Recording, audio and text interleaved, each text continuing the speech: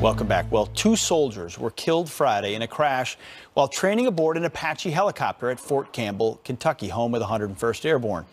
The incident marking the 4th military crash just this week alone, bringing the total number of servicemen dead in crashes to 7 in just a week. Here to weigh in, retired U.S. Army Lieutenant Colonel Michael Waltz, and he is currently running for Congress in Florida. Colonel, thanks for joining us this morning. So, hey, 1 time, 2 times, 4 times becomes a trend.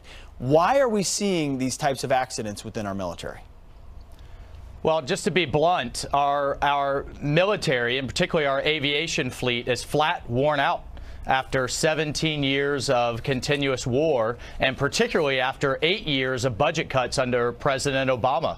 The head of the Marine Corps recently testified that 1/3 of their Stallion fleet, their heavy lift helicopters, only 1/3 are able to fly.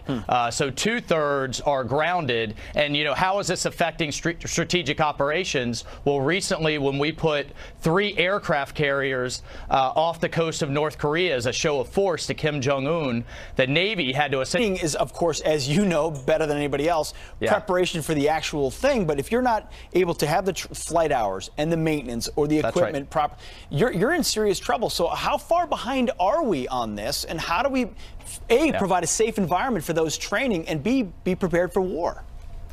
Well, this is why, the budget that President Trump recently signed, the omnibus budget, was so critical. $700 billion for the military for this year, $716 for next year. A lot of folks were upset with the president for what the Democrats were able to get included on the domestic front, but he knew that these monies were essential for what the military calls readiness for our military to essentially be able to buy the parts, to refit the aircraft, and then to be able to modernize the fleet and to be able to put research and development in for new types of equipment and aircraft, so that we can handle everything from North Korea to China to resurgent Russia and the global war on terrorism that is, I argue, and others, a generational war. You're right. I mean, ultimately, as tough as that budget vote may have been, investment in our military necessary in light of these things. Lieutenant Colonel Michael Waltz, thank you.